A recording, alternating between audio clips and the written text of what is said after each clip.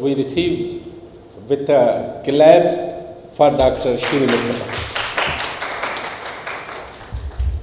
Dear colleagues, students, seniors, art council के heritage committee के doctor Ayub Sheikh साहब, थैंक यू वेरी मच। आपने invite किया और सबसे उम्दा बात आपने जो की कि हम एक लेक्चर सीरीज़ का हेरिटेज कमेटी करने जा रही है।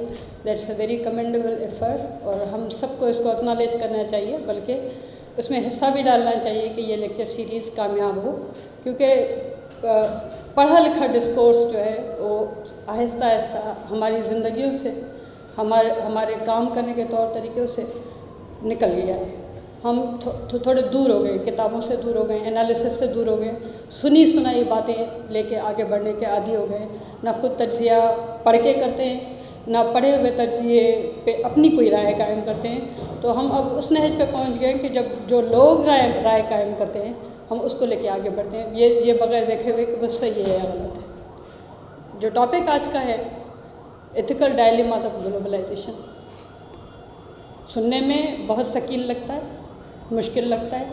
ग्लोबलाइजेशन पता नहीं क्या लगता है कि हम कोई बहुत बड़ी डिफ़िकल्ट किस्म की थ्योरी की बात कर रहे हैं, हम कोई ऐसी शायद बात करें जो बहुत ही ज़्यादा पढ़े लिखे लोगों की बात है या बहुत ही डेवलप्ड कंट्रीज़ की बात है, को CEO स्टाफ मल्टीनेशनल कॉरपोरेशंस की बात है। हाँ, ये इन सब की बात है, लेकिन ये आम लोगों की बात भी है, क्योंकि ये हम सबके कनेक्शंस की और इंटरकनेक्शंस की बात है।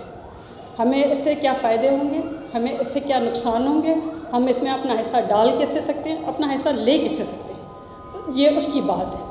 तो लिहाजा इसको हमें समझने की बहुत सख्त ज़रूरत है। हम राय के पीछे एंटी ग्लोबलिस्ट लॉबी नारा मार लिया, ग्लोबलिस्ट लॉबी वो क्या है, वो क्यों है, ये डिस्कोर्स कहाँ से शुरू होता है, कहाँ पे ख़त्म होता है और हमारा इसमें हिस्सा क्या है। तो ये बातें सारी की सारी हम कोशिश करेंगे कि इसको समझें। नेक्स्ट, तो हम पहले ग्लोबलाइजेशन को समझेंगे और देखेंगे कि ये ग्लोबलाइजेशन पिछले 10-15 साल की कहानी है या इससे भी ज़्यादा पिछली कहानी है। फिर हम ये देखेंगे कि ग्लोबलाइजेशन बजाते खुद जो एक प्रोसेस है उसको एक्सेलरेट करने के लिए, बढ़ाने के लिए, उसमें मज़ीद तेज़ी लाने के लिए कुछ दुनिया में वाक़यात हुए, हालात ऐसे कायम हुए जिसकी वजह से ये चीज़ें हुई। तो हम थोड़ा सा उसको भी टच बेस करेंगे, क्योंकि एकेडमिक नॉलेज थोड़ा बहुत भी ज़रूरी है। उसके बाद हम बेनिफिट्स इसकी देखने की बात करेंगे और फिर हम एथिकल कॉन्टेक्स्ट जो है ना, वो बिज़नेस का, ट्रेड का जो एक व्यू है कि कुछ एथिक्स भी होने चाहिए, वो एथिक्स हमें नुकसान किस तरह पहुँचाते हैं, उन एथिक्स का फ़ायदा हमें कैसे मिल सकता है, थोड़ी सी उस पर गुफ्तगू करेंगे। और उसके बाद देखेंगे कि इसका वे फॉरवर्ड क्या है। ये मैंने एक पढ़ा था, कोई रिसर्च है 2 लोगों की, सोर्स इसका दिया हुआ है। ये 5R फ्रेमवर्क है, जो कहता है कि इस सारी चीज़ को हम आगे कैसे लेके जाएं। Next please. यहाँ पे आप सिर्फ अपने आप को थोड़ी देर के लिए एकेडमिक माहौल से निकल के 5 चीज़ें जो 4 हमने की हैं इन पे तवज्जो दीजिए। Interconnectedness, interdependence, reduction in cost of transportation, cost itself and breakdown of barriers to flow of information, flow of knowledge, flow of ideas, flow of trade, everything। तो इन 3-4 चीज़ों को अब जब मिला के हम देखेंगे तो हम दरअसल ग्लोबलाइजेशन के प्रोसेस की बात करें। इंटरडिपेंडेंसी हमने देखा कि ख़ास तौर पे कोविड के ज़माने में हमने देखा कि इस इंटरडिपेंडेंसी की वजह से क्या हुआ, पूरी दुनिया का एक्सपोजर हमें मिला कि हम कितने इंटरडिपेंडेंट हो गए हैं एक दूसरे के ऊपर, टेक्नोलॉजी के ऊपर, ट्रांसपोर्टेशन के ऊपर, लैंग्वेज के ऊपर, दूसरी चीज़ों के ऊपर। कितनी इंटरकनेक्टेडनेस कितनी है, कितनी दफ़ा आज से 10-15 साल 20 साल पहले लोग कितना ट्रेवल करते थे, आज कितना करते हैं, डेटा उठा के देख लीजिए आप। लाइकवाइज जब चीज़ें स्केल पे होती हैं तो उसकी कास्ट कम हो जाती है। इंटरनेट आ गया, आप ईमेल फ्री में भेज दें, आप पहले DHL करते थे और मीन्स ऑफ कम्युनिकेशन होते थे, शिप 7 दिन लगाते थे, कार्गो सर्विस 24 आवर्स में आप पहुंचा देती है। तो ट्रेड की कास्ट भी कम हुई। With globalisation. तो इन 4 चीज़ों को, प्रोसेस को हम ग्लोबलाइजेशन कहते हैं, जो they are based on interconnectedness, they are based on interdependence, reduction in cost and break down of barriers. आपने ट्रेड एग्रीमेंट किए, कंसेशंस दी, सब्सिडीज़ दी मुख्तलिफ मुल्कों ने, फिर वो एग्रीमेंट किस तरह किए वो हम डायलेमा के पार्ट में करेंगे। लेकिन ये बैरियर्स हमने कैसे ख़त्म किए और क्यों ख़त्म किए, इसके पीछे एक कहानी है। That will tell us the whole story of globalisation. ये डिस्कशन ज़रूरी क्यों है? इंटरडिपेंडेंस भी हो गई, इंटरकनेक्शन भी हो गई, और हम सारे जब गुफ्तगू कर रहे हैं तो अपने आप को थोड़ा सा कॉन्टेक्स्ट में ले जाएं। हम कौन हैं? We are 7th most populous country of the world. 65% youth है हमारा, 51% विमेन है। फ़िलहाल स्किल एजुकेशन की बात नहीं कर रहे, ये क्रूड नंबर्स है। ये सारे सिस्टम्स आउट कैसे हो सकते हैं? लेकिन हम इस गुफ्तगू से आउट है ना। हमें हिस्सा मांगने का ढंग आता है, ना हम अपना हिस्सा मांग रहे हैं। Next please. So this is just to give an idea कि ये कोई नई चीज़ नहीं है।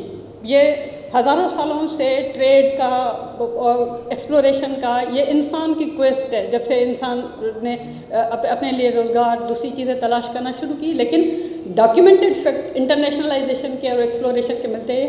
जैसे कि पहला ग्लोबलाइजेशन जिसको फॉर्मेटेड ग्लोबलाइजेशन, कनेक्टेडनेस और इंटरडिपेंडेंस पे आता है, वो 1492 से स्टार्ट होता है, 1800 तक चलता है। Second start from 1800 to 2000 and 2000 onward, that period is continued। इन 3 चीज़ों को हम मिला के अगर पढ़ें, अगर हम इनको मिला के पढ़ें तो what we see कि 1945, that is post World War II, 1945 के बाद जो रूल्स लिखे गए ग्लोबलाइजेशन के, they were based on deregulation, they were based on privatization, they were based on lesser role of governments, they were based on trade liberalization, कि market को अब खुद से चीज़ों को समझना चाहिए, वो खुद फैसले करेंगे, लेसर रोल ऑफ गवर्नमेंट्स। और दुनिया एक रिसेशन से निकली थी, तो लिहाजा quest of other markets, other consumers was very high. तो इस ज़माने में ग्रोथ जो अगर आप देखें तो वर्ल्ड वार 2 के बाद का जो है 55 to 70, this period is called growth years. उसमें कंपनियां बाहर निकली, उन्होंने नई मार्केट सर्च की, नई जगहों पे चले गए, अपने बिजनेसेस शिफ्ट किए, मैन्युफैक्चरिंग फैक्ट्रीज शिफ्ट की, in order to get cheap labour, in order to make their products at scale and availability of jobs to developing markets. 70 to 80 troubled years. Again ये वो ज़माना है जो वाशिंगटन कंसेंसस का ज़माना, ख़ास तौर पे IFIs और दूसरे जितने फैक्टर्स थे, उन्होंने गवर्नमेंट्स के पर्टिकुलरली रोल जो है of making out rules, having their से इन रूल्स, उसको अंडरमाइन किया। IFIs ने ऋण संभाले और कॉरपोरेट्स को आज़ाद छोड़ा। ये कुछ वो ट्रबल ईयर्स हैं। वियतनाम की वार भी है, दूसरी चीज़ें भी हैं। 80 to 99 new international world order.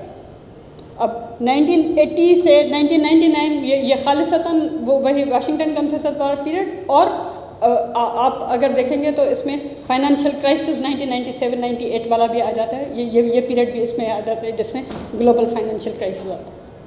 और 99 ऑनवर्ड्स, अब 2008 के बाद हम उसको फाइनेंशियल क्राइसिस का पीरियड बोलते हैं। Next please.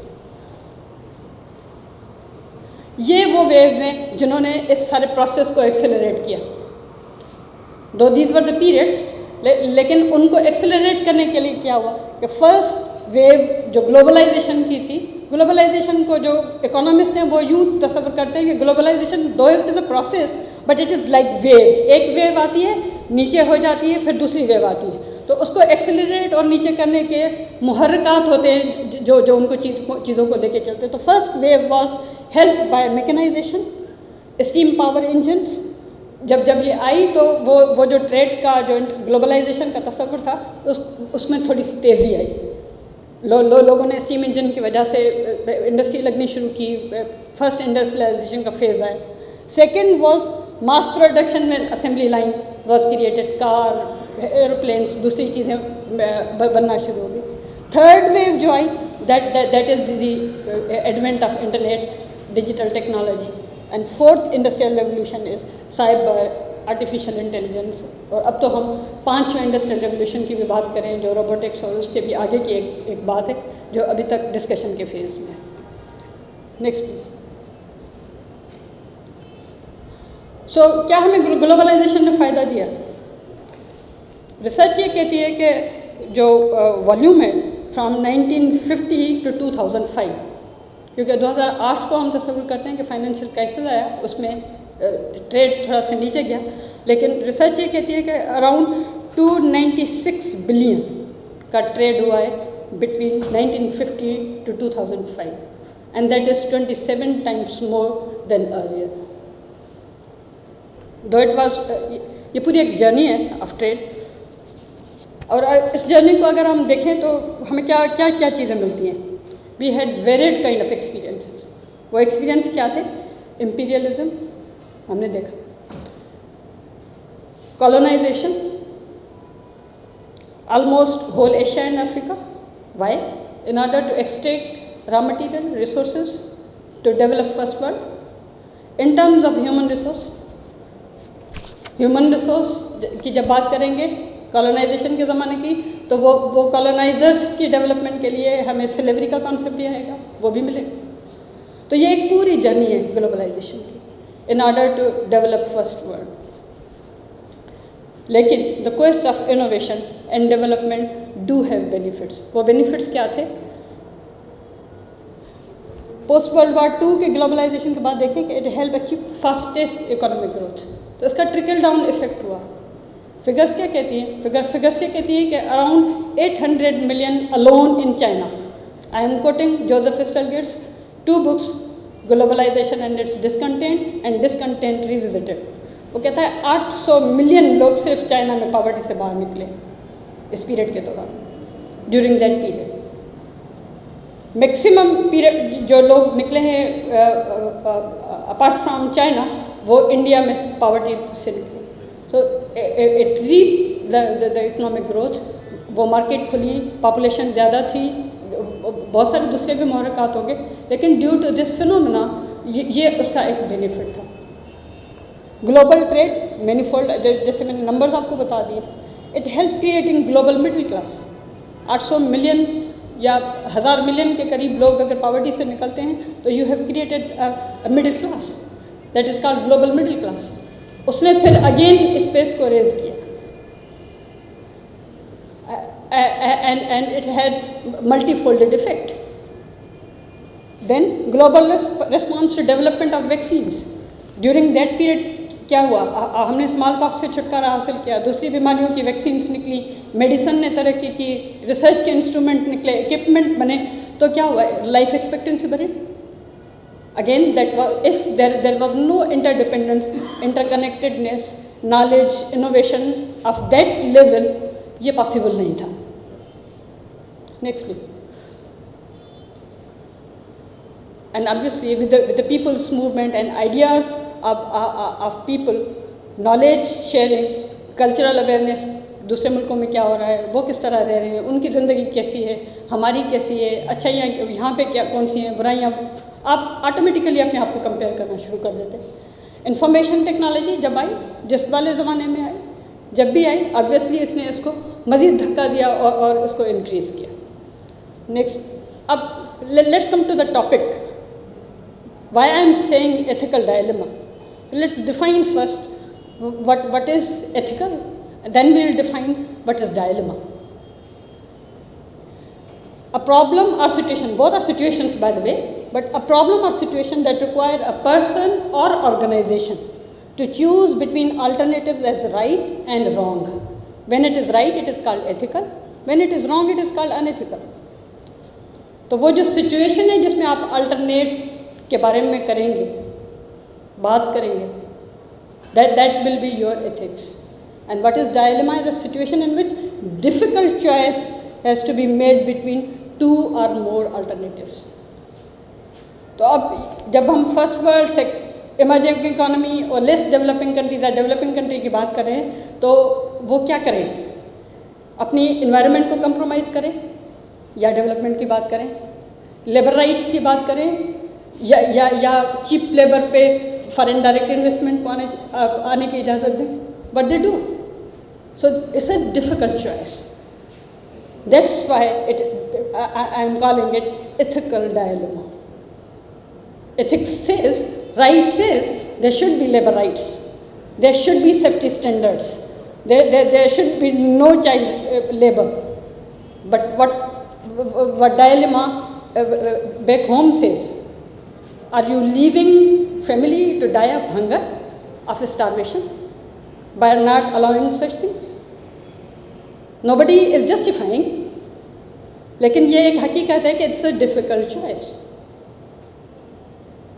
और इसको फिर जिनके पास रूल मेकिंग का अख्तियार था उन्होंने कैसे एक्सप्लॉइट किया, और जो तरक्की के सफ़र पे आगे जाना चाहते थे वो किस तरह एक्सप्लॉइट हुए, वो एक हमारे सबके सामने है. मुख्तलिफ़ मुल्कों की मुख्तलिफ़ कहानी है. Next please. तो जब डायलेमा अनफोल्ड होता है तो व्हाट वी सी,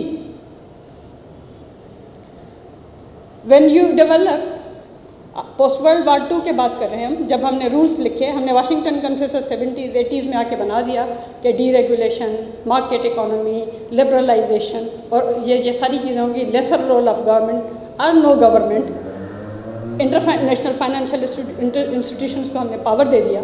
तो हमने क्या क्रिएट किया, हमने स्ट्रॉन्ग कॉरपोरेट और लेस गवर्नमेंट को किया. जब लेस गवर्नमेंट होती है तो स्टेक पे कौन होता है, पीपल, प्लैनेट, जॉब सेफ्टी, दोनों मायने में लॉस एंड गेन. हम ब्रेन ड्रेन की बात करें, हमने डॉक्टर पैदा किए, इंजीनियर पैदा किए, उनके ऊपर पैसा लगाया, टाइम लगाया, they went to give services to first world. तो उन्होंने गेन किया विदाउट इन्वेस्टिंग एनीथिंग. हमने लॉस खाया इन्वेस्ट करके भी और सर्विस ना पाके भी. So these are the dilemmas which unfolded after this. Social protection. When there is no role of government, a lesser role of government, who will provide social protection? There must be some policies. हमने corporates को कहा कि आप देख लो, फिर उनकी मर्ज़ी, जहाँ पे उनको कॉरपोरेट सोशल रिस्पॉन्सिबिलिटी की ज़रूरत पड़ी, अच्छे लोग थे, उन्होंने काम कर लिया एक कम्युनिटी के लिए, लेकिन बिगर मिलियंस बिलियंस की बात नहीं हो रही. Pockets. Relentless search for business and markets, जो अभी नया कॉन्सेप्ट है जिस पे सारी दुनिया डिस्कशन भी कर रही है कि डेवलपमेंट कितनी मार्केट की तलाश, कितनी फैक्ट्रियाँ और बनेंगी, कितनी इंडस्ट्री और लगेगी, कितनी कंज्यूमरिज्म होगी. कॉरपोरेट्स तो प्रॉफिट्स के पीछे उनको कहाँ तक जाना है, देयर इज़ नो लिमिट. हम कहते हैं कि if you earn less than $1 a day or $2 a day, it is called poverty. But what is the line for richer and richest? वो ये रिलेंटलेस ख्वाहिश है बिजनेस की. Again, who is at stake? People and planet. They have to bear the cost. And obviously they were ignored. Less developed and developing world brunt the wrath of international financial institutions, trade institutions like WFTO, NAFTA, etc. सिर्फ एक छोटा सा मिसाल देके इस point को समझा के हम आगे बढ़ेंगे. WTO, उनके पास जाते हैं, वो कहते हैं कि हम प्रोसेस को नहीं देखते, हम प्रोडक्ट को देखते कि whether product is according to this safeguard, that safeguard. ये प्रोसेस को नहीं देखते. अगर बच्चे ने फुटबॉल बनाई है, it's okay, football international standard की है कि नहीं. उस प्रोसेस में जब हम गुफ्तगू करते हैं कि ये प्रोसेस कौन देखेगा, या ट्रेड ऑर्गेनाइजेशन देखे, कॉन्टेक्ट ILO. सो ILO और WTO अगर दो स्ट्रीम्स हैं तो उनके साथ गुफ्तगू करने के लिए क्या हम इतने काबिल हैं, एहलियत रखते हैं कि बात करें. ये एक छोटा सा मिसाल था in order to understand that how they are working. if you are under IMF's program, IMF says कि आप ये पे कर सकते हैं, only then World Bank, Asian Development Bank and other banking agencies will finance you. If IMF says no, तो बेशक आपके प्रोजेक्ट्स कितने हों, आप फाइनेंस नहीं होंगे. So you are in a trap sort of condition in IFIs. Then again इसका hindsight क्या है? Protectionism, xenophobia, anti immigrant sentiment जो आया, उसके पीछे कहानी हम थोड़ा सा आगे जाके बात करेंगे. लेकिन वर्ल्ड खुद इस चीज़ को अब कह रहा है. 2000 में जब मिलेनियम डेवलपमेंट गोल्स है, उन्होंने कहा कि हमने जो रूल्स लिखे थे 1945 में, उसकी शेयर्ड प्रॉस्पेरिटी अक्रॉस नहीं पहुंची, लिहाजा हमें 15 गोल्स पे काम करना है. अगेन आफ्टर 2015 जब सस्टेनेबल डेवलपमेंट गोल्स की बात आई, दे अगेन से कि शेयर्ड प्रॉस्पेरिटी का dream is a distant dream. That's why in their slogans they have managed to say one thing, and which is the punchline: no one should be left behind. ये confession है international bodies की कि so many millions and billion peoples have been left behind. That's why they are resolving कि अब हम जो काम करेंगे वो सस्टेनेबल होगा and no one should be left behind. Next please. ये एक फ्रेमवर्क है सारी चीज़ समझाने का कि जो डायलेमा है उसको कैटेगराइज हम कैसे करते हैं. एथिक्स में मैंने थोड़ा सा टच बेस किया है, थोड़ा सा ज़्यादा बताने की कोशिश करूँगी.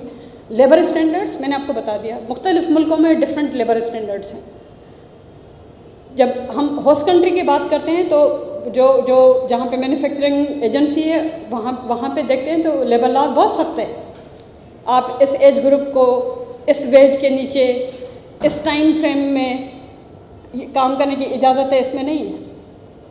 मैन्युफैक्चरर इस जब उसके पास फ्री वर्ल्ड है, so he will move to Vietnam, to China, to Pakistan, to Bangladesh and any other destination जहाँ वहाँ पे कहेगा कि मैं $100 मिलियन $1 बिलियन लेके आता हूँ, प्रोवाइडेड आप मुझसे ये नहीं पूछेंगे मैं काम कैसे करूँगा.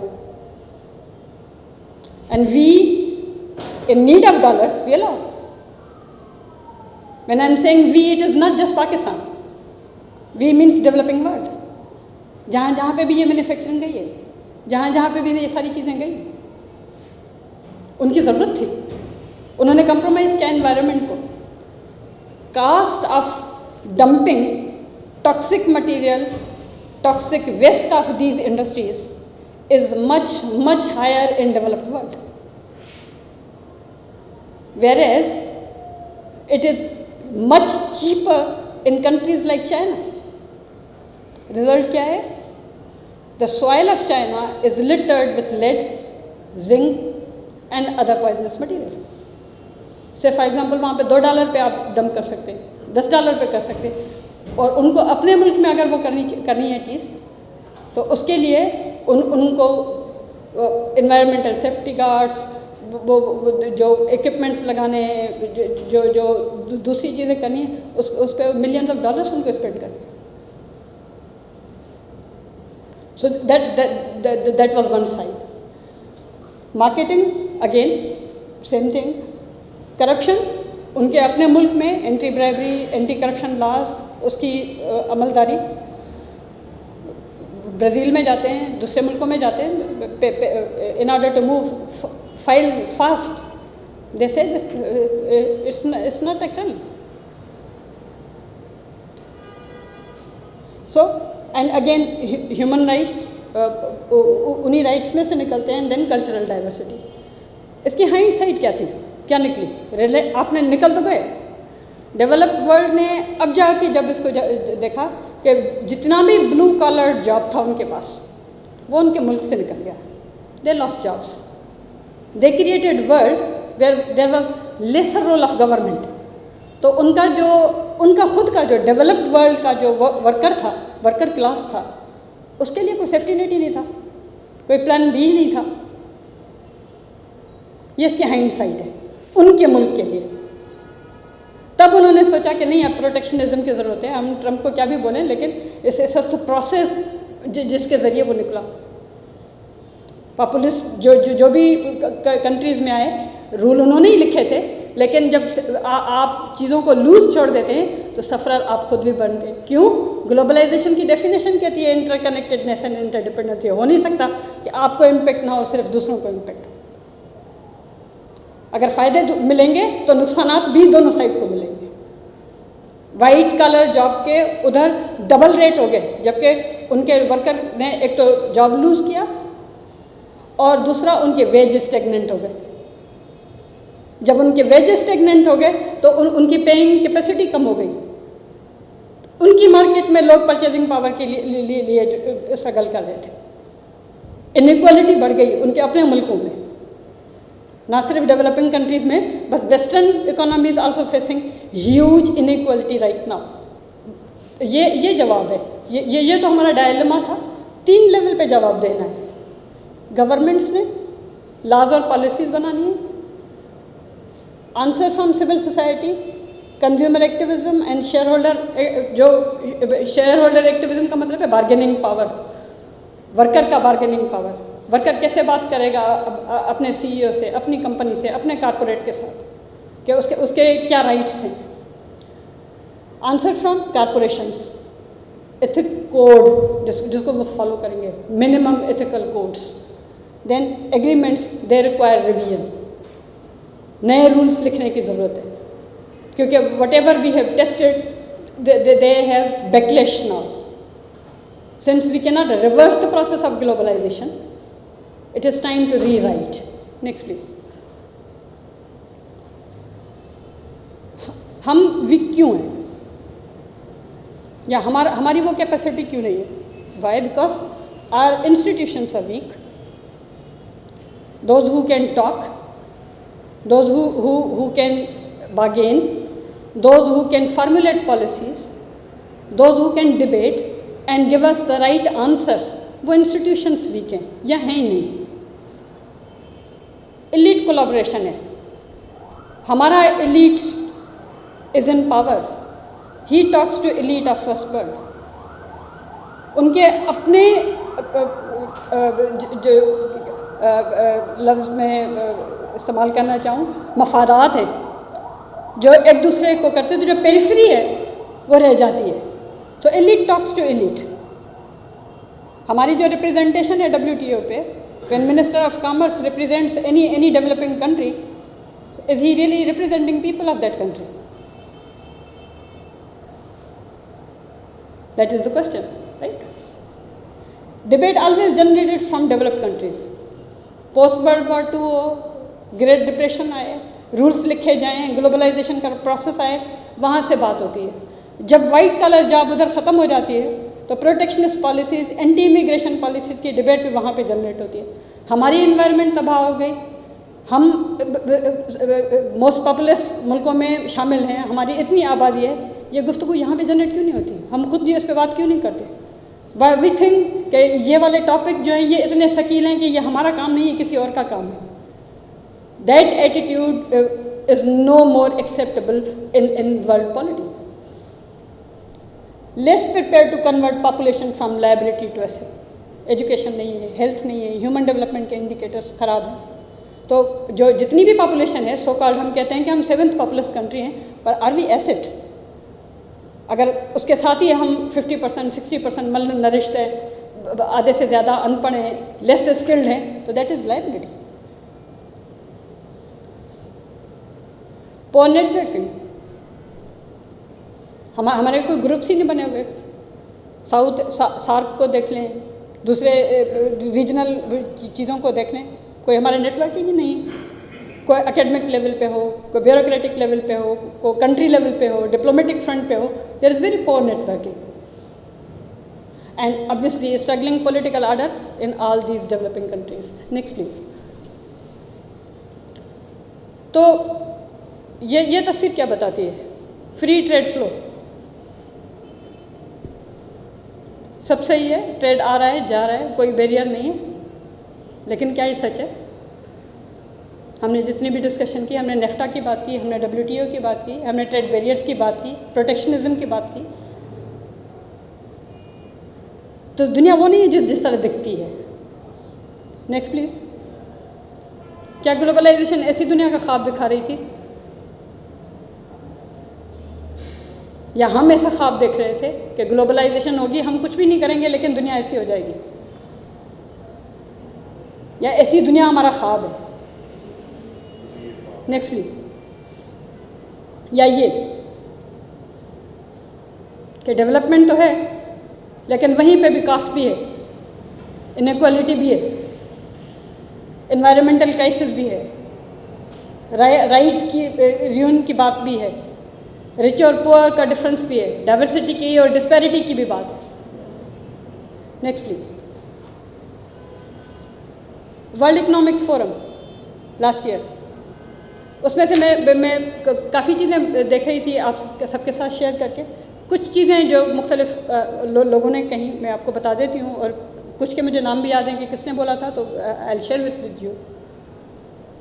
इस नहज पे जब पॉपुलिज्म अपनी राइज पे है, anti immigrant sentiment is at high, protectionist policies are in place, though whole world is saying कि it's end of globalisation, there should be reverse of globalisation.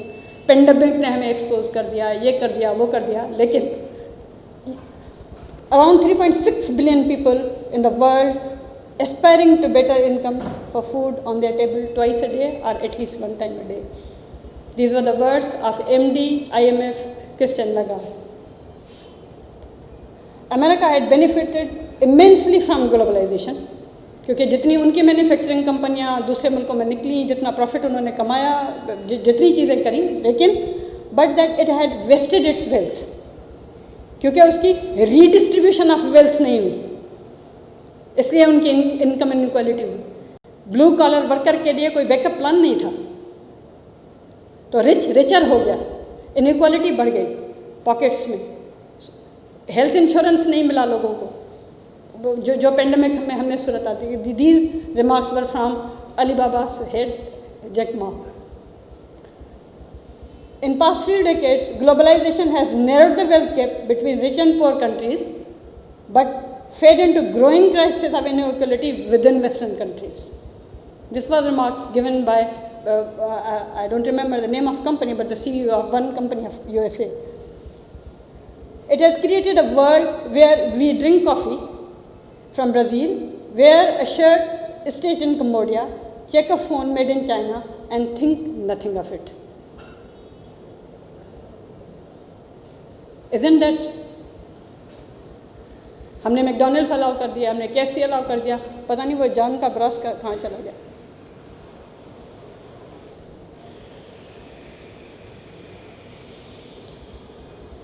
We may be at a point where globalization is ending and where provincialism and nationalism or multipolarity or regionalism are taking hold. Are we ready for it? ये सवाल है हमारे लिए सारे। Next please. Corona hasn't killed globalization. It proves why we need it.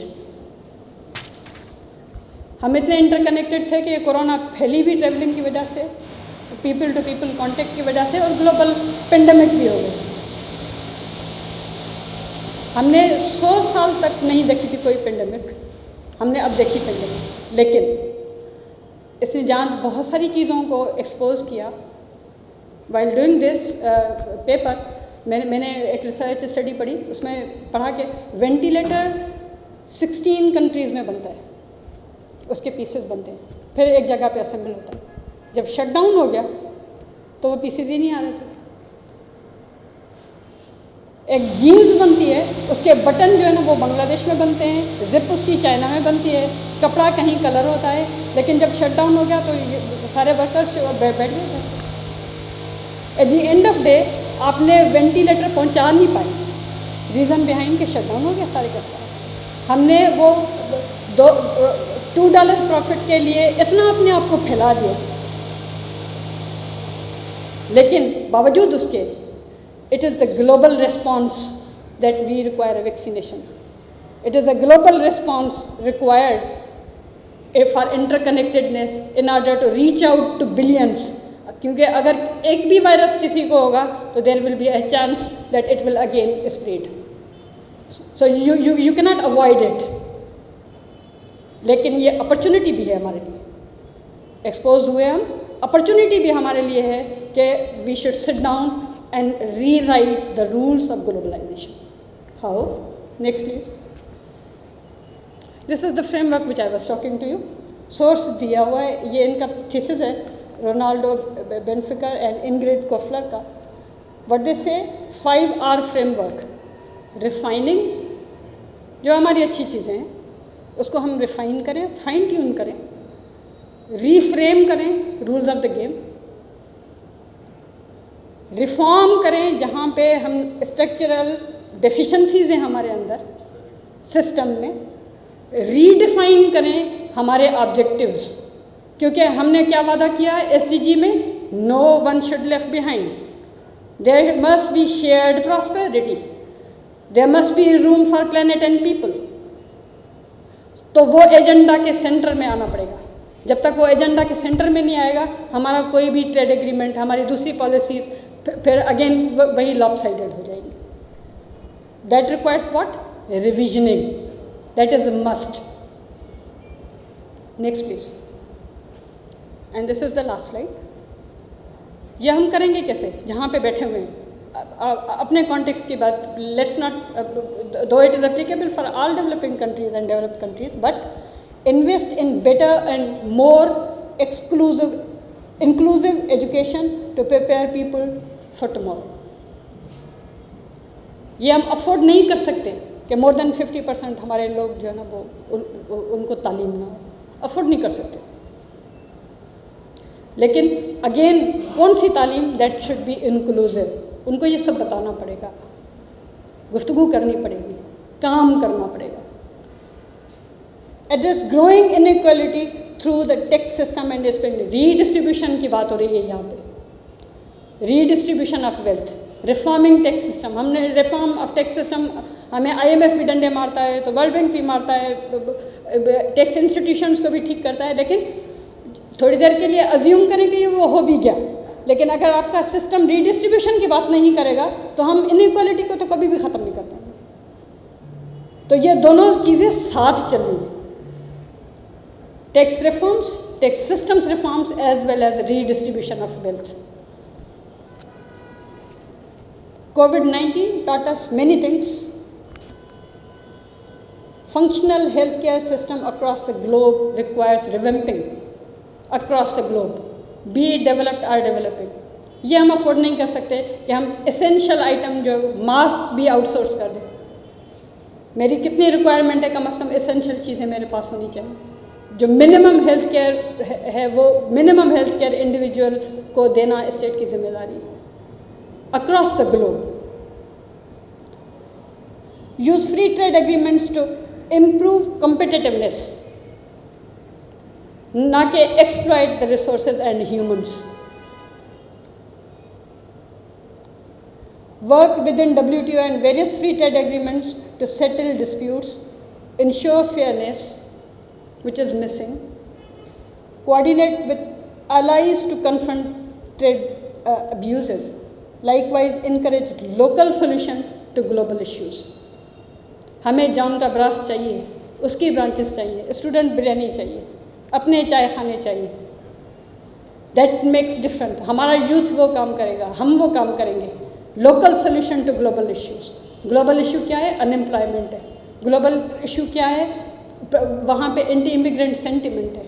Global issue क्या है? हम वहाँ जा नहीं सकते, हर बंदा बाहर माइग्रेट नहीं कर सकता।